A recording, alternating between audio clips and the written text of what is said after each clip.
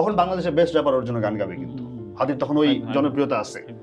হ্যাঁ, কিন্তু না, সে আমি যেহেতু মানে এরকম অনেস্ট ভাই, মানে মানুষ এই কত কুত্তার বাচ্চা ওরে মানে ডেভিল বলে, আপনারই অনেক বন্ধু বান্ধব তারা ডেভিল বলছে ফেসবুকে।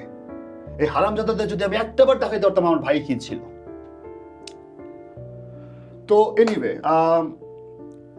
এরপরে আমি বললাম রেকর্ড হলো, আমি বললাম ভাইয়া আমি আসলে একদম এক্সস্টেড, ভিডিওটা একটু তুমি দায়িত্ব নাও, দেখো কে ভিডিওটা করে, লিরিক্যাল হইলেই হবে, আমাদের গান দেওয়া হয়েছে কথা।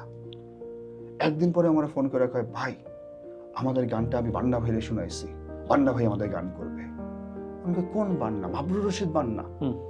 আমার তো অলরেডি মানে বাংলাদেশের মেইন স্ট্রিম মিডিয়ার প্রতি একটা বিটারনেস আছে, আমি তো এটা আমার কথা হয়তো আপনারা বুঝছেন অনেকে। আমি কি মেইন স্ট্রিম মানে এরকম একটা বড় পরিচালক আমাদের এই গান করবে, তাও আবার কোনো আমার হাদি আমার বান্না দিচ্ছে। তো পরে আমি কই শিওর বান্না করবে এই গান।